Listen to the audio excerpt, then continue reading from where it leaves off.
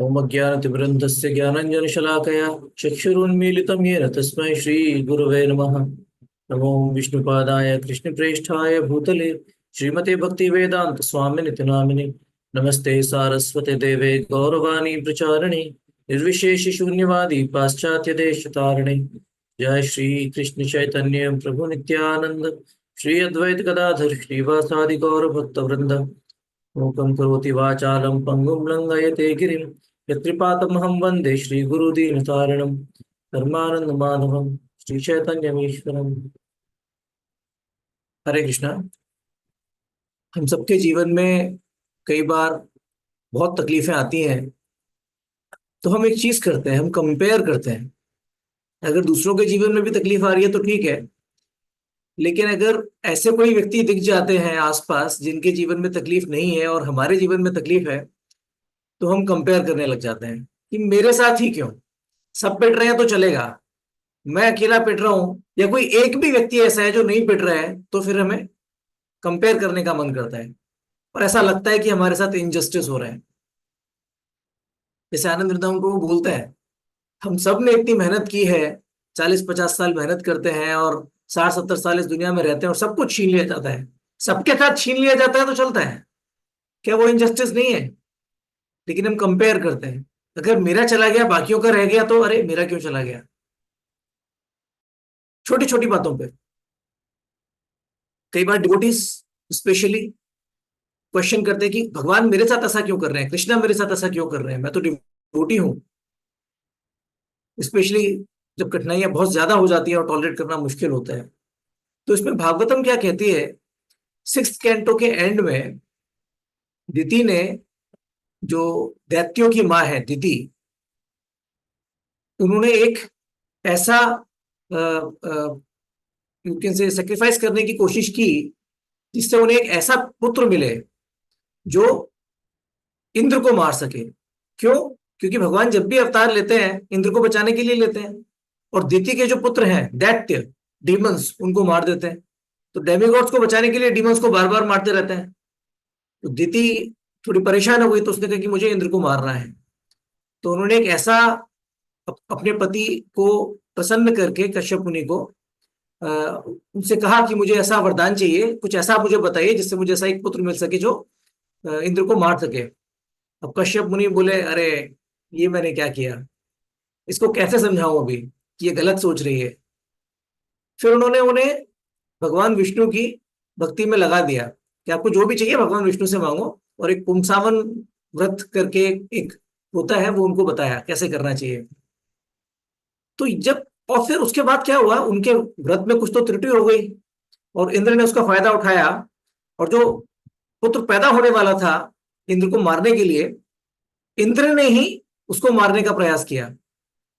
गर्भ में घुसकर उसके 7 टुकड़े किए, वो नहीं मरा, 7 बच्चे बन गए। फिर उन सातों के 7-7 टुकड़े किए, वो भी नहीं मरे, 49 हो गए। तो फिर उसके बाद कुछ ऐसा अरेंजमेंट हुआ कि वो जो 49 थे वो बाहर आए और इंद्र के फॉलोअर बन गए। तो वो दिति के पुत्र हैं, लेकिन उनको फिर भी डेमिगॉड कैटेगरी में काउंट किया जाता है। तो अब ये सब कौन सुन रहा है? परीक्षित महाराज सुन रहे हैं। तब परीक्षित महाराज बोल रहे हैं कि इंद्र को बचाने के लिए डीमंस को मारा, डेमिगॉड डीमंस को मारते हैं तो चलता है, इधर एक डीमंस की मदर ने इंद्र को मारने का प्रयास किया, तो उसके बेटे जो मारने के लिए पैदा हुए थे वो इंद्र के ही फॉलोअर बन गए। ये चल क्या रहा है? इतनी पार्शियलिटी क्यों हो रही है डीमंस के साथ? तो उनके मन में एक प्रश्न आया। सुखदेव गोस्वामी सर ने पूछा, क्या भगवान वाकई में इम्पार्शियल है? मतलब भगवान को तो इम्पार्शियल होना चाहिए, वैसा पार्शियलिटी क्यों कर रहे हैं? तो फिर उसके जवाब में सुखदेव गोस्वामी ने उन्हें राजसूय यज्ञ की कहानी सुनाई, जिसके अंदर शिशुपाल बहुत क्रिटिसाइज कर रहे थे कृष्ण को, और कृष्ण ने सुदर्शन चक्र से उनका गला काट दिया, लेकिन उनकी जो आत्मा है निकलकर कृष्ण के शरीर में समा गई, तो उनको मुक्ति प्राप्त हुई। तो ये सोचकर युधिष्ठिर महाराज ने भी सेम प्रश्न किया, सेम नहीं, थोड़ा अलग था। परीक्षित महाराज का प्रश्न था कि डीमंस के साथ पार्शियलिटी हो रही है ऐसा लगता है, और युधिष्ठिर महाराज का प्रश्न था, अरे ये तो डीमन था, हर समय क्रिटिसाइज करता रहता था, जो चीज डिवोटिस को नहीं मिलती वो ऐसे कैसे मिल गई। एक तरह से देखा जाए तो क्वेश्चन बिल्कुल उल्टा है। इट इज लाइक, परीक्षित महाराज का क्वेश्चन ऐसा है कि भाई कुछ बच्चों के ज्यादा मार्क्स आते हैं, कुछ बच्चों के कम मार्क्स आते हैं, तो जिनके कम मार्क्स आते हैं उनके संग तो पार्शियलिटी हो रही है, उन्हें कम मार्क्स क्यों दिए? तो उसका जवाब है कि भाई टीचर पार्शियल नहीं है, जो जैसा पढ़ेगा उसको वैसे मार्क्स मिलेंगे। तुम भी अच्छा करके आओ एग्जाम में, अच्छी पढ़ाई करो, तुम्हें भी अच्छे मार्क्स मिलेंगे, कोई पार्शियलिटी नहीं है। दूसरे लेवल का प्रश्न है युधिष्ठिर महाराज का। वो बोल रहे हैं कि अरे ये बच्चे ने तो पढ़ाई ही नहीं किया था, फिर भी पास हो गया, ये तो डीमन था, फिर भी इसको डिवोटिस से बेटर डेस्टिनेशन मिल गई। डिवोटिस तो मतलब कितना परेशान होते हैं, इतने जन्मों जन्मों भगवान की सेवा करते हैं, लगे रहते हैं, हजारों साल तपस्या करते हैं, उन्हें मिलता नहीं है, इसे कैसे मिल गया, इसे कैसे मुक्ति मिल गई? तो ये दूसरे लेवल का प्रश्न था। अभी उसके जवाब में सुखदेव गोस्वामी ने कहा, सुखदेव गोस्वामी ने नहीं, ये प्रश्न उन्होंने युधिष्ठिर महाराज ने नारद मुनि से पूछा था। उस सभा में युधिष्ठिर महाराज का राजसूय यज्ञ चल रहा था, तो नारद मुनि से उन्होंने ये प्रश्न पूछा कि मैंने ऐसा देखा है कि शिशुपाल की आत्मा निकल के कृष्ण में समा गई, कैसे हुआ? तो नारद मुनि ने उसको क्लैरिफाई किया। नारद मुनि बोले कि किसी ना किसी तरीके से अगर आप कृष्ण से जुड़ जाएं तो आपका भला हो जाएगा। गोपियां, उनके मन में लस्सी डिजायर्स थी, शिशुपाल के मन में एनवी थी, और हम जैसे डिवोटीज भगवान की भक्ति करते हैं। और कंसा, कंसा बहुत डरा हुआ रहता था, उसके मन में फियर था कृष्ण के लिए। और तो उन्होंने 5 चीजें बताई: एनवी, डिवोशनल सर्विस, फियर और फैमिली रिलेशनशिप। जैसे आप हो, आप पांडव हो या यदुज हैं, उनकी फैमिली रिलेशनशिप है, फैमिली अफेक्शन है, अफेक्शन है। तो अगर किसी ना किसी तरीके से डर के, लस्ट की वजह से, एनवी की वजह से, कोई किसी भी तरह से अगर आप भगवान से जुड़ जाए, भगवान के बारे में सोच रहे हैं, भगवान के रूप के बारे में सोच रहे हैं, स्पेशली फॉर्म के बारे में लिखा उन्होंने, भगवान के अगर आप रूप के बारे में सोच रहे हैं तो फिर आपका उद्धार हो जाएगा। पॉजिटिव हो नेगेटिव हो कोई बात नहीं, पॉजिटिव होगा तो बहुत अच्छा है, नेगेटिव भी होगा तो चलेगा, कम से कम भगवान से जुड़िए। तो प्रश्न युधिष्ठिर महाराज ने किया था कि जो वेड़ा था, जो महाराज अंग का बेटा था वेड़ा, वो भी बहुत बड़ा अतीस था, भगवान के बारे में बुरा बोलता रहता था, लेकिन वो तो नरक में गया, और शिशुपाल भगवान में मिल गए, भगवान उन्हें मुक्ति प्राप्त हुई। तो वेड़ा और शिशुपाल में क्या फर्क था? तो वेड़ा कभी भगवान के बारे में सोचता नहीं था, सीधे बोलता था भगवान नाम की कोई चीज नहीं होती, कृष्ण के बारे में कभी नहीं सोचा उसने। लेकिन शिशुपाल हमेशा कृष्ण के बारे में सोचता रहता था। वो ये नहीं बोलता था कि भगवान नाम की कोई चीज नहीं होती, वो ठीक है वो सब बोलता होगा, लेकिन कृष्ण कृष्ण कृष्ण कृष्ण ऐसा, कृष्ण वैसा। वेड़ा कृष्ण के बारे में सोचता नहीं था, वो अधर्मी व्यक्ति था। तो इसलिए वेड़ा गया नर्क में, और शिशुपाल को मिल गई मुक्ति। तो आंसर क्या है इसका? ये न के न प्रकार है ना मना कृष्ण निवेशयेत, ऐसा रूप गोस्वामी हमको बोलते हैं भक्ति रसामृत सिंधु में। तो जब हम जप कर रहे हैं, कैसा भी भाव हो, कम से कम हमें भगवान के बारे में एक कनेक्शन होना चाहिए, एब्सेंट माइंडेड नहीं होना चाहिए। अगर एब्सेंट माइंडेड हो गए तो हमारी दुर्गति वेड़ा जैसी होगी। लेकिन किसी ना किसी तरह से भगवान से कुछ मांगना है मांग लो, शिकायत करनी है शिकायत कर लो, at least be conscious of the name. भगवान का मैं नाम ले रहा हूं, ये भगवान का नाम है, ये एक एहसास हमको होना चाहिए, भले ही हमारे मन में कैसे भी भाव हो, प्रेम के भाव हो, शिकायत के भाव हो। अरे क्या भगवान क्यों मेरे को इतना परेशान करते हो, मतलब मैं आपकी इतनी भक्ति कर रहा हूं, आप मेरे संग ऐसा कर रहे हो। शिकायत करनी है कर लो, लेकिन ये भगवान का नाम है, ये भगवान है, भगवान से अभिन्न है। ये अगर आपके मन में भाव रहेगा तो इग्नोर नहीं करेंगे एटलीस्ट भगवान को। तो it is also an offence to be inattentive while chanting. Actually वो सबसे बड़ा ऑफेंस है, वो सारे ऑफेंसेस की जड़ है, उसी से सारे अपराध निकलते हैं। तो वो कम से कम हमें नहीं करना चाहिए। तो ये 2 प्रश्न हो गए। पहला प्रश्न, जो बच्चे पढ़ाई नहीं, जो कुछ बच्चों के मार्क्स कम क्यों आते हैं, डीमंस के साथ गलत क्यों होता है, उन्हें क्यों भगवान मारते हैं? दूसरा प्रश्न, ठीक है डीमंस के साथ ऐसा होना चाहिए क्योंकि काम गलत कर रहे हैं, लेकिन कुछ डीमंस का उद्धार कैसे हो जाता है, कुछ बच्चों को पढ़ाई ना करने पे भी पास कैसे हो जाते हैं? क्यों? कि भाई गोल पढ़ाई करना नहीं है, गोल भगवान से जुड़ना है किसी भी तरह। अब हमारा क्वेश्चन तीसरे लेवल पे आता है, मैं तो जुड़ा हुआ हूं, मैं तो पढ़ाई भी कर रहा हूं, कुछ बच्चों के कम मार्क्स आए, पहला क्वेश्चन। दूसरा क्वेश्चन, जिसने पढ़ाई नहीं की वो भी पास हो गया, अरे मैं तो पढ़ाई कर रहा हूं, मैं क्यों फेल हो रहा हूं? तो ये हमारा प्रश्न आता है, why devotees are suffering? Suffering is a reality, ठीक है, सफरिंग है, वो एक सच्चाई है, लेकिन उस सफरिंग का, उस तकलीफ का कारण क्या है? वो हमारे संग गलत हो रहा है, वो उसका कारण है, या फिर हमारी कंडीशनिंग, हमारे अटैचमेंट, वो उसका कारण है, हमारी एक्सपेक्टेशंस। अभी एग्जांपल, अगर कोई आपकी गाड़ी का कांच तोड़ दे तो बड़ी तकलीफ होती है, तो इसका कारण क्या है? कांच तोड़ना या वो गाड़ी के संग अटैचमेंट? रास्ते में जाते हुए आपको दुनिया भर की गाड़ियां मिल जाएंगी, कई बार आपने देखा होगा कोई बड़ा एक्सीडेंट हो गया है, कांच क्या, पूरी गाड़ी चकनाचूर हो गई है, हम देखते हैं क्या हुआ क्या हुआ, फिर आगे बढ़ जाते हैं। तो गाड़ी को टूटने से हमें तकलीफ नहीं होती, हमें तकलीफ होती है कहीं वो गाड़ी मेरी तो नहीं है, वो जो मेरी है ना उससे तकलीफ होती है, कांच के टूटने से कोई तकलीफ नहीं होती।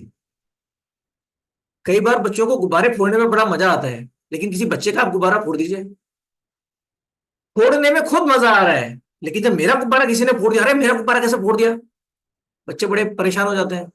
तो वो जो अटैचमेंट है मेरा, ये हमारी कंडीशनिंग है या एक्सपेक्टेशन है या कंपैरिजन है हमारा, उसकी वजह से हमें सबसे ज्यादा तकलीफ होती है। हम कई बार बोलते हैं, एक लोटस, कमल से हर चीज को कंपेयर करते हैं, Kamal Nayan, devotees lotus feet. ये लोटस में ऐसा क्या खास है, हर चीज में लोटस से कंपैरिजन? कुछ एक क्वालिटी है लोटस में, मतलब ऐसा नहीं है कि लिखा है शास्त्रों में तो हम बस रिपीट करते जाए mindlessly, lotus lotus lotus, devotees are like lotus, Krishna is like lotus. Lotus के अंदर एक क्वालिटी होती है, लोटस से पानी चिपकता नहीं है, it has no affinity to water और मड। कीचड़ में उगता है लेकिन कीचड़ से उसकी कोई ऐसा कुछ अटैचमेंट नहीं होता है। अगर फिजिक्स का प्रिंसिपल देखें तो उसको बोलते हैं सरफेस टेंशन। सरफेस टेंशन का प्रिंसिपल लोटस में लगता है। अगर कमल को आप पानी से बाहर निकालेंगे तो बाहर निकालते ही ऐसा हल्का सा झाड़ा तो सूख गया, वो कभी गीला हुआ ही नहीं था, पानी में पड़ा था लेकिन बाहर निकालते ही सूखा। डिवोटीज ऐसे होते हैं। और एक कपड़ा ले लीजिए, कपड़ा पानी से बड़ा दूर है, बड़ा सूखा है, तो कपड़ा देखकर मुस्कुरा रहा है, कमल का मजाक उड़ा रहा है, "अरे तुम तो कीचड़ में पड़े हुए हो, तुम तो पानी में पड़े हुए हो, मुझे देखो, मैं कीचड़ से कितना दूर हूँ, I am a pure devotee, you कीचड़ में पड़े हुए हो, तुम कैसे डिवोटी, तुम तो कीचड़ में रहते हो।" लेकिन वो कीचड़ में रहते हुए भी उसका जो भाव है वो कीचड़ का नहीं है। कीचड़ में रह रहा है लेकिन कीचड़ का नहीं है, इस दुनिया में रह रहा है लेकिन इस दुनिया का नहीं है, वो है भक्त। मैं दुनियादारी में नहीं फंसा, लेकिन जैसे ही दुनियादारी मेरे सामने आएगी ना मैं फंस जाऊंगा, जैसे ही पानी की छींटें पड़ेंगी ना मैं गीला हो जाऊंगा। ये कपड़े का स्वभाव है, तो इसीलिए कपड़े को हम ज्यादा तारीफ नहीं करते, कितना भी अच्छा लगता हो देखने में, क्योंकि गीला गीला होने का स्वभाव है उसका। तो उसी तरह जो वाकई में एक डिवोटी होता है, जब वो तकलीफ में होता है तो उसको फर्क नहीं पड़ता, वो अनटच रहता है, तकलीफ है या तकलीफ नहीं है, तकलीफ में वो परेशान नहीं होता, और जब तकलीफ नहीं है तो वो बहुत ज्यादा खुश नहीं होता, सम भाव रहता है उसका, भाव एक सा रहता है उसका।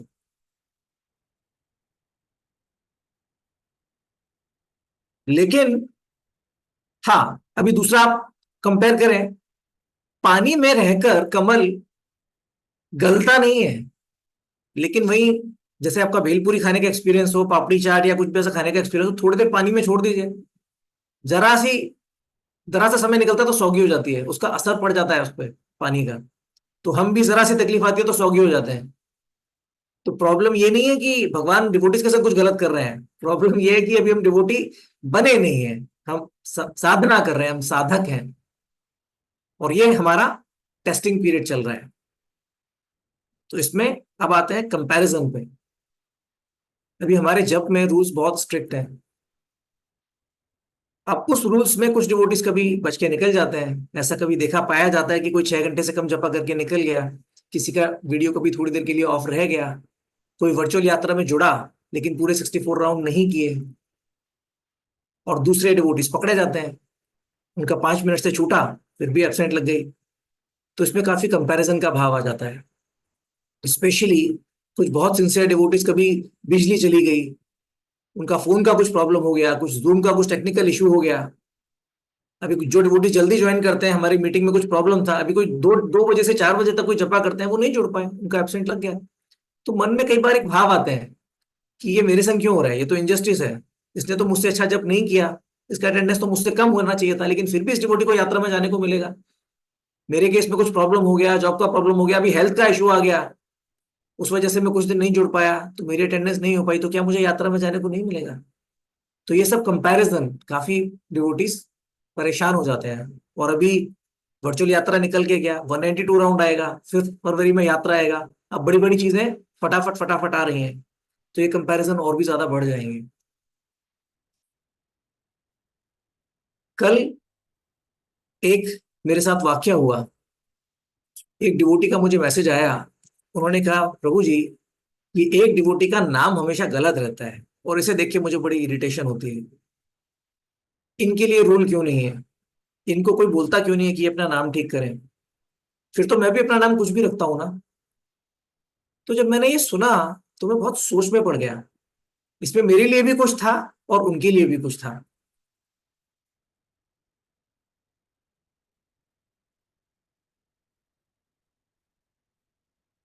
कभी हम रूल्स इंप्लीमेंट करते हैं तो हमें एक लाइन ड्रॉ करनी पड़ती है कि भाई कहाँ से ऊपर हम पास डिक्लेयर करें और कहाँ से नीचे हम फेल डिक्लेयर करें, कितना हम टॉलरेट करें, कितना नहीं करें। तो जो डिवोटीज लाइन के आसपास होते हैं ना, उसमें ज्यादा फर्क नहीं होता। जैसे पासिंग मार्क्स, अगर आपके 40 नंबर के पासिंग मार्क्स है, किसी के 39 मार्क्स है, किसी के 41 मार्क्स है, 41 वाला पास हो गया, 39 वाला फेल हो गया। 39 41 में ज्यादा फर्क नहीं है।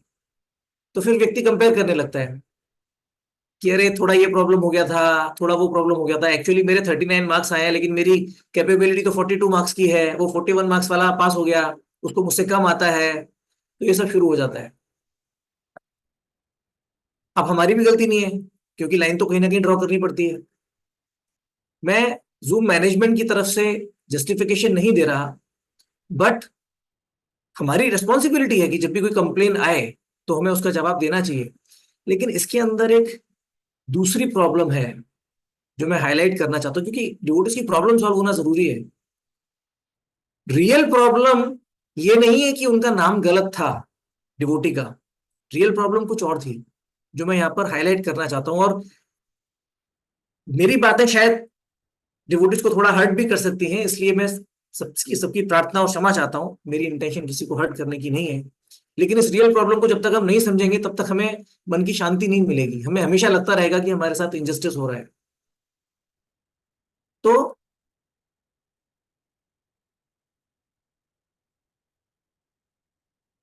दूसरे जगह प्रोग्राम भी चल रहे हैं जहां पर कोई रूल्स एंड रेगुलेशंस नहीं होते, यहाँ पर रूल्स हैं। तो इसलिए मन में भाव आता है कि आप मुझे फॉलो करने के लिए क्यों बोल रहे हैं? जब कोई रूल्स नहीं है तो ठीक है, चलेगा, किसी का वीडियो बंद है मुझे फर्क नहीं पड़ता, किसी का नाम जूम यूजर या सैमसंग फोन है मुझे चलेगा। लेकिन जब आपने मुझे मेरा नाम ठीक करने के लिए बोला, जब आपने मुझ पर रूल्स लगाए, फिर उसके बाद में किसी का वीडियो बंद देखता हूं तो मुझे तकलीफ हो जाती है। फिर उसके बाद में किसी का नाम गलत देखता हूं तो मुझे तकलीफ हो जाती है। इसमें प्रॉब्लम क्या है? प्रॉब्लम ये नहीं है कि दूसरे व्यक्ति ने, दूसरे डिवोटी ने ऐसा किया। प्रॉब्लम है मुझे ऐसा करने के लिए आप क्यों कह रहे हैं? जब तक सब लोग फॉलो कर रहे हैं तब तक मैं शिकायत नहीं करूंगा, लेकिन कोई और दिख गया मुझे जो फॉलो नहीं कर रहा, तब फिर मेरे अंदर की जो प्रॉब्लम थी, पहले से चली आ रही थी, कि मुझे क्यों फॉलो करना पड़ रहा है रूल्स, मुझे क्यों फॉलो करना पड़ रहा है रूल्स। जब तक सब फॉलो कर रहे थे मैं शिकायत नहीं कर रहा था, लेकिन मुझे कोई एक भी व्यक्ति ऐसा दिख गया जो रूल्स फॉलो नहीं कर रहा, तब हमारे अंदर की ये फीलिंग्स बाहर आ जाती है। प्रॉब्लम क्या है? मुझे रूल्स फॉलो नहीं करने। जब हमें वाकई में समझ में आ जाता है कि ये रूल्स का पर्पस क्या है, तब हमें इरिटेशन नहीं होगी। हम दूसरे डिवोटीज को देखेंगे वो फॉलो नहीं कर रहे, तब भी हमें इरिटेशन नहीं होगी। बच्चों के बीच में बहुत कंपैरिजन होता है। मेरी माँ हमेशा कहती थी, जब मैं और मेरा भाई लड़ते थे और हम कंपेयर करते थे कि वो ऐसा कह रहा था, वो वैसा कह रहा था, तो बोलती थी वो कुएं में जाकर कूदेगा तो क्या तू भी कूदेगा पीछे पीछे जाके? और इस मटेरियल को शास्त्रों में कुएं से ही कंपेयर किया गया है। तो मटेरियल बेनिफिट्स को हम लोग ऐसा समझते हैं कि अरे क्या क्या बेनिफिट है, क्या बात है, मटेरियल लाइफ इतनी बढ़िया है। तो जब हमें मटेरियल बेनिफिट नहीं मिलते, दूसरों को मिलते हैं, तो उसका मतलब हम भी उस कुएं में जाकर कूदना चाह रहे हैं। हमें लगता है कुएं में कूदना जीवन का लक्ष्य है। अगर आप प्रसाद के लिए बैठे हैं और जो प्रसाद आपको सर्व कर रहे हैं वो आपको कोई सब्जी देना भूल जाए, जैसे मान लीजिए करेले की सब्जी देना भूल जाए और आपको अच्छी नहीं लगती वो, तो हमें इतना बुरा नहीं लगेगा, इनफैक्ट अच्छा ही लगेगा। वो आते तो मुझे मना करना पड़ता कि मुझे अच्छी नहीं लगती। लेकिन अगर कोई हमें कोई मीठा सर्व कर रहे हैं और वो सर्व करना भूल जाए, तो बड़ी एंग्जाइटी हो जाती है, अरे मेरा मिस हो गया। तो हमें डिसिप्लिन सर्व किया जा रहा है हर जगह। आप टेम्पल में जाएं या किसी भी ऑर्गेनाइजेशन में जाएं, कहीं भी जाएं, एक एक डिसिप्लिन सर्व किया जा रहा है। और मैनेजमेंट अगर किसी और को डिसिप्लिन सर्व करना भूल गया, तो फिर हमें एंग्जाइटी हो जाती है, अरे उसको तो डिसिप्लिन नहीं किया, मुझे क्यों डिसिप्लिन कर रहे हैं। क्यों? क्योंकि हमने समझा नहीं है कि ये डिसिप्लिन हमारे लिए अच्छा है। अगर हमें समझ में आ गया कि डिसिप्लिन हमारे लिए अच्छा है, तो फिर हमें दूसरों से फर्क नहीं पड़ेगा। एज अ जूम मैनेजमेंट मैं ये बात नहीं कर सकता, उसका मुझे अधिकार नहीं है। क्योंकि जो भी हमारी कंडीशनिंग्स हो वो एक रियलिटी है। एक मैनेजमेंट को समझना चाहिए कि हाँ, ये जो भक्तों को तकलीफ हो रही है ये बिल्कुल जेन्युइन है और रूल सबके लिए बराबर है, सबके लिए फॉलो होना चाहिए। हमें अपनी पूरी कोशिश करनी चाहिए, इवन इन मटेरियल सेंस, कि हम फेयर रहें सबके साथ, किसी के संग कोई गलत ना हो, किसी को ज्यादा या किसी को कम ना मिले। मटेरियल सेंस में भी वो एक सुपीरियर्स का, जो भी लीडर्स हैं उनकी रिस्पॉन्सिबिलिटी है। बच्चों को आपस में नहीं लड़ना चाहिए, लेकिन पेरेंट्स की भी ड्यूटी है, जो उनकी वेल्थ है, प्रॉपर्टी है, जो भी है, वो बराबर बच्चों में डिवाइड करें, ताकि झगड़े ना हो।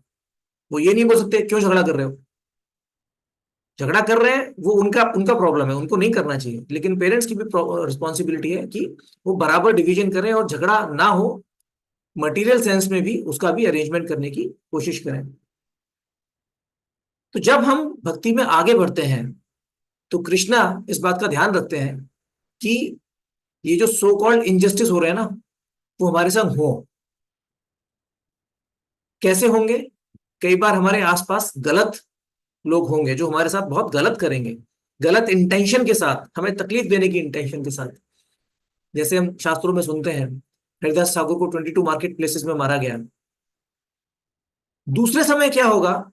भगवान हमारे आसपास बहुत अच्छे सिंसियर डिवोटीज को रखेंगे और इंश्योर करेंगे कि वो जो सिंसियर डिवोटीज है ना, उनसे कुछ ना कुछ मिस्टेक हो जो हमें इनजस्टिस जैसी लगे। तो हमारा मन क्या करेगा? डिवोटीज को क्रिटिसाइज करने का। ये तो इतने अच्छे डिवोटी है लेकिन फिर भी ऐसी गड़बड़ करते हैं। सोचने का दूसरा नजरिया क्या है? ये गड़बड़ कर रहे हैं लेकिन कृष्णा के डिवोटी हैं, इनकी गड़बड़ पे ध्यान नहीं देना चाहिए। कृष्ण कृष्ण को कितने प्रिय हैं, कितने भी गड़बड़ कर रहे हो लेकिन कृष्ण के प्रिय हैं। और दूसरा नजरिया, कृष्ण को कितने भी प्रिय हो लेकिन देखो कितनी गड़बड़ करते हैं। ये जानबूझकर कृष्ण ऐसा करते हैं हमारे साथ। वो ये देखना चाहते हैं हम कौन सा परिणा चुन रहे हैं। जैसे मैं पहले भी एग्जांपल दिया था, अगर आप किसी किसी भी जगह जाएं, थोड़ी गंदगी पड़ी है और थोड़ी अच्छी चीज, अच्छे सुगंधित फूल भी हैं और वहीं बगल में कुछ गंदगी पड़ी हुई है, तो आप क्या चुनते हैं? आपको दोनों दिया जाएगा। अगर आपकी वो मक्खी वाली मेंटेलिटी है, तो आप गंदगी पे जाके बैठेंगे। अगर अच्छी मेंटेलिटी है, एक शहद वाली मक्खी वाली मेंटेलिटी है, तो हम फूल पे जाके बैठेंगे। तो दोनों चीजें हमारे सामने आती हैं। कभी भी हमेशा सिर्फ पॉजिटिव सामने आएगा तो कमी ढूंढने के लिए कहाँ मिलेगा, और सिर्फ गलत ही गलत सामने आया तो फिर कुछ पॉजिटिव मिलेगा नहीं लाइफ में। तो हमें दोनों चीजें हमेशा मिलेंगी सबको। सबकी लाइफ में कुछ ना कुछ पॉजिटिव, कुछ ना कुछ नेगेटिव जरूर होता है। कभी पॉजिटिव ज्यादा दिखाई देगा, कभी नेगेटिव ज्यादा दिखाई देगा। लेकिन हमारी मेंटालिटी के हिसाब से हम उस पर जाकर बैठ जाते हैं। फूल ही फूल है, वहीं कोने में जरा सा कुछ गंदगी पड़ी है, मक्खी उस पर जाकर बैठ जाएगी, वो अपना ढूंढ लेगी। उसी तरह सब जगह गंदगी पड़ी है लेकिन कुछ अच्छा सा फूल है बीच में, वो शहद वाली मक्खी उस पर जाकर बैठ जाएगी। तो ये हमारी मेंटालिटी के लिए एक चेक है जो भगवान हमारे सामने रखते हैं। जब भी ऐसी सिचुएशन आती है, हमें पूछना चाहिए अपने आप से, मेरी मोटिवेशन क्या है। कई बार जब तकलीफ हो रही है, तो उसका सिंपल रीजन होता है, मैं भगवान के प्रति एक रिबेलियन का भाव रखता हूं, एक विरोध का भाव रखता हूं। एक डिसिप्लिन के प्रति विरोध का भाव रखता हूँ, भक्तों के प्रति एक विरोध का भाव रखता हूँ। जब ऐसा मोटिवेशन समझ में आए तो हमें समझ में आना चाहिए कि अरे अभी रास्ता लंबा है, मेरे अंदर इतनी नेगेटिविटी क्यों है, इतनी एनवी क्यों है, इतनी एंगर क्यों है। राधानाथ महाराज बोलते हैं, greatness of a person has to be estimated by his ability to tolerate provoking situations. एक व्यक्ति की महानता को इस बात से समझना चाहिए कि जब उसके सामने कठिन परिस्थिति आती है तो वो उसको कैसे टॉलरेट करता है। जो डिफिकल्ट क्वेश्चंस होते हैं ना, वो इंटेलिजेंट स्टूडेंट्स को दिए जाते हैं, और जिन लोगों के सामने कोई डिफिकल्ट क्वेश्चन नहीं आ रहे, वो तो शायद स्कूल से बाहर हैं, ऑलरेडी फेल होके बाहर निकाले जा चुके हैं। तो हम उनसे कंपेयर नहीं कर सकते। अरे यार इतनी मेहनत करी मैंने, मेरा आईआईटी में एडमिशन हो गया, मेरा दोस्त देखो उसने तो पढ़ाई लिखाई छोड़ दी थी, मेरे सामने इतने कठिन प्रश्न क्यों आ रहे हैं, उससे तो कोई प्रश्न नहीं पूछा जा रहा। अरे भाई तुम्हारे सामने प्रश्न इसलिए आ रहे हैं क्योंकि तुमने आईआईटी क्लियर कर लिया है, अब और पढ़ाई करो, आगे बढ़ो। तो भगवान ऐसा करते हैं हमें आगे बढ़ाने के लिए। कोई भी व्यक्ति किसी भी लेवल पे हो, कोई भी डिवोटी नॉन डिवोटी, हर कोई किसी भी लेवल पे हो, अगर अपने अंदर झांक के देखेंगे तो हमेशा कुछ ना कुछ ऐसा हमको मिलेगा जो हम जानते हैं कि हमें करना चाहिए पर हम कर नहीं पा रहे। हमारे सामने एक चॉइस है, या तो हम स्ट्रगल करें और धीरे धीरे धीरे धीरे उससे आगे बढ़ने का, उससे ऊपर उठने का प्रयास करें कि ये चीज मैं नहीं कर पा रहा था, ये मेरी प्रॉब्लम थी, मुझे पता है मेरे अंदर ये कमी है, मैं इससे लड़कर कैसे भी प्रार्थना करके भक्तों के संग में इससे मैं आगे बढ़ पाऊं इस परेशानी से, इस तक इस मेरे अंदर जो कमी है।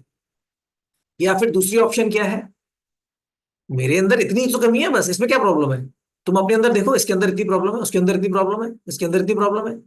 उस कमी को हम जस्टिफाई करके आगे बढ़ने का प्रयास छोड़ दें तो हम जहां हैं वहीं रह जाएंगे, और उल्टा अपराध करेंगे, अनर्थ करेंगे तो और पीछे चले जाएंगे और हमारे ऊपर गंदगी जमा हो जाएगी। आत्मा तो सबकी पवित्र है, लेकिन हमारे आत्मा के ऊपर, उस पवित्र आत्मा के ऊपर बहुत कचरा पड़ा हुआ है, और कचरा पड़ जाएगा और आगे का रास्ता हमारे लिए मुश्किल हो जाएगा। तो ऐसा नहीं कि सिर्फ डिवोटीज पे लागू होता है, आप डिवोटी हैं नॉन डिवोटी हैं, आप जो भी हैं, अपने अंदर एक ऐसी चीज हमें देखनी चाहिए जो मुझे पता है गलत है। सामने वाले के अंदर कितनी भी 99 मिस्टेक्स होने दो, मेरे अंदर अगर एक मिस्टेक है, जिस बच्चे के 100 में से 99 नंबर आते हैं ना, वो ये नहीं देखता कि बाकी लोगों के कम नंबर है, वो ये देखता है ये मेरा एक नंबर चला कहाँ गया। वो अपने उस एक नंबर में क्या मिस्टेक हुई, उसको मिस्टेक को मैं सुधारूं ताकि अगली बार मेरे 100 नंबर आए, उसका प्रयास करता है। वो एक असली स्टूडेंट है। ऐसा नहीं कि मेरे 20 नंबर है, सामने वाले के 19 नंबर है, हाँ वेरी गुड, फेल दोनों हुए लेकिन मेरा बेटर था। अरे ऐसा नहीं। तो उसी तरह अगर मेरे अंदर बहुत मैंने प्रगति कर ली है, काफी अनर्थ मेरे निकल गए हैं, फिर भी ये एक अनर्थ बचा हुआ है, और ये बहुत इंपॉर्टेंट है क्योंकि जब तक ये अनर्थ नहीं निकलेगा कृष्ण मुझे स्वीकार नहीं करेंगे। अगर आप ट्रेन पकड़ने जा रहे हैं, 8 बजे का ट्रेन का टाइम है, आप 8 बजकर 1 मिनट पे पहुंचे, कोई दूसरा व्यक्ति 8:30 9 10 बजे पहुंचा, लेकिन गति तो सेम ही है ना, दोनों की ट्रेन छूट गई ना। आप ये सोचकर कंपेयर करके प्राउड फील करेंगे कि मेरी तो बस 1 ही मिनट से छूटी, तेरी तो 60 60 मिनट से छूट गई। नहीं, तो ये डिवोटी कंपेयर नहीं करता, उसको अपने लिए भी दुख होता है, दूसरों के लिए भी दुख होता है, वो खुद भी आगे बढ़ने का प्रयास करता है, दूसरों को भी आगे बढ़ाने का प्रयास करता है, साथ में मिलकर आगे बढ़ते हैं। क्योंकि दूसरे पीछे रहेंगे तो मेरा क्या फायदा, अगर दूसरे भी आगे बढ़ेंगे तो उनको बढ़ता हुआ देखकर मुझे प्रेरणा मिलेगी, हम साथ में आगे बढ़ेंगे। तो एक डिवोटी कभी नेगेटिवली कंपेयर नहीं करता, एक पॉजिटिव कंपैरिजन होता है। उसके बारे में हम बात नहीं करेंगे भी कि दूसरे अच्छी सेवा कर रहे हैं तो मैं उनसे अच्छी करूं, फिर मुझे देखकर वो मुझसे अच्छी करें, उसमें एनवी नहीं होती। वो एक प्रतिस्पर्धा जो होती है डिवोटीज के बीच में, वो तो गोलोक में भी पाई जाती है, वो अच्छी बात है। लेकिन हम कभी किसी को पीछे जाता हुआ देखकर खुश ना हो, या कभी किसी को आगे जाता हुआ देखकर दुखी ना हो। तो अपने अंदर, हर हर व्यक्ति के अंदर यह है कि कुछ ना कुछ एक ऐसा रहता है जो उसको पता होता है गलत है, क्या हम उससे आगे बढ़ने का प्रयास कर रहे हैं। और कृष्णा हमारे सामने ऐसी प्रोवोकिंग सिचुएशंस डालते रहेंगे, और हम ज्यादातर करके हारते रहेंगे।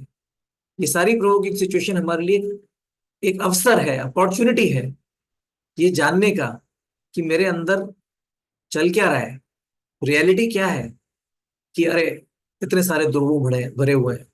कृष्णा में एक्सपोज करते हैं, तकलीफ होती है तो क्यों, कृष्णा में एक्सपोज करते हैं। और जब कृष्णा ने हमें एक्सपोज कर दिया, तब हमें हरि नाम में शरण लेनी चाहिए। विश्वामित्र के साथ क्या हुआ था, गलत इंटेंशन के साथ, उनका पतन कराने की, उनका फॉल डाउन कराने की इंटेंशन के साथ इंद्र ने मेनका को भेजा था। तो गलत कौन है यहां पर, मेनका और इंद्र वाकई में बहुत गलत है एक तरीके से देखा जाए तो।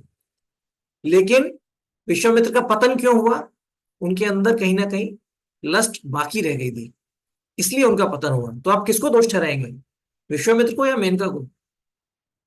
विश्वामित्र ने ये बात समझी कि अरे ये मैंने क्या कर दिया, तो ऐसा नहीं कि लेके मेनका से लड़ाई करना शुरू कर दिया, नहीं, वो आगे बढ़े। उन्होंने कहा नहीं, अब मुझे दोबारा नहीं गिरना, इस बार मेरा पतन हुआ, अगली बार मेरा पतन नहीं होना चाहिए। उनके साथ बहुत गलत हुआ, मेनका ने बहुत गलत किया उनके साथ एक तरीके से देखा जाए तो। लेकिन रियल प्रॉब्लम कहाँ थी वो उनको समझ आया, रियल प्रॉब्लम तो मेरे मेरे अंदर ही है ना। अभी मेनका को मैं पनिशमेंट दे भी दूंगा तो, और फिर अपनी साधना में लग जाऊंगा, फिर कोई प्रोवोकिंग सिचुएशन नहीं आ रही तो मैं सोचूंगा अरे मैं तो प्योर डिवोटी हूँ, मेरे अंदर कोई लस्ट ही नहीं है। अरे प्रोवोकिंग सिचुएशन ही नहीं आ रही तो क्या लस्ट नहीं है। अगर आपका किसी, कोई युद्ध है, कोई लड़ाई हो रही है, आप बोलोगे मैं तो बड़ा ताकतवर हूं, अरे किसी से लड़ने का मौका ही नहीं पड़ रहा तो क्या ताकतवर हो। एक कमजोर से व्यक्ति से लड़े और हार गए, तो वो हमें समझना चाहिए। छोटे से प्रोवोकेशन से हम ढेर हो जाते हैं, गिर जाते हैं, और फिर बोलते हैं प्रोवोकेशन को हटाओ। प्रोवोकेशन हट जाता है, फिर बोलते हैं देखो मैं कितना महान हूं, कोई भी प्रोवोकेशन टॉलरेट कर सकता हूं। फिर एक छोटा प्रोवोकेशन आ जाता है, फिर लग जाते हैं। तो हमें समझना चाहिए, ये प्रोवोकेशन हमें आईना दिखा रहे हैं कि एक्चुअली मेरी कोई हैसियत नहीं है, कोई मेरी बिसात नहीं है, और ऐसा नहीं है, हम प्रोग्रेस कर रहे हैं। थोड़े बहुत प्रोवोकेशन हम शायद हैंडल कर पा रहे हैं, कुछ चीजें जो हम पहले नहीं कर पा रहे थे अभी शायद हम कर पा रहे हैं, लेकिन बहुत थोड़ा प्रोग्रेस है, रास्ता बहुत लंबा है अभी। तो ये हमें समझकर, अपनी वीकनेसेस जब भी एक्सपोज की जाती हैं, गुस्सा ना होकर अपनी वीकनेस समझकर हमें हरिनाम की शरण लेनी चाहिए। अगर मेरी किसी भी बात से किसी को कोई ठेस पहुंची हो तो मुझे क्षमा करें। हरे कृष्ण।